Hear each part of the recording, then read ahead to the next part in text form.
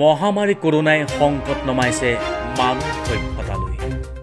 লকডাউনত বিপৰ্যস্ত জনজীৱন, শেষ হোৱা নাই মানৱতা।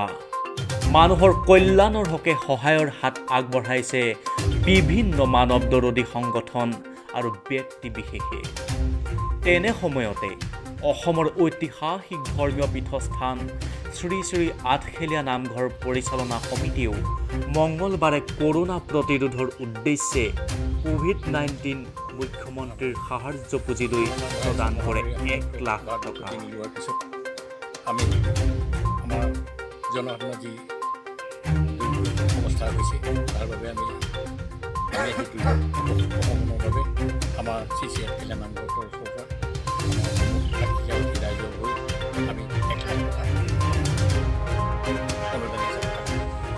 গোলাঘাট জিলা উপায়ুক্তৰ জৰিয়তে এই ধনৰাশি মুখ্যমন্ত্ৰীৰ সাহায্য পুঁজিলৈ প্ৰেৰণ কৰিছে নামঘৰ পৰিচালনা সমিতিয়ে। লগতে মই এজন সচেতন ব্যক্তি হিচাপে মোৰ ব্যক্তিগতভাৱে 1 লাখ টকা মই মুখ্যমন্ত্ৰী ৰিলিফ ফাণ্ডৰ বাবে আগবঢ়াইছোঁ। লগতে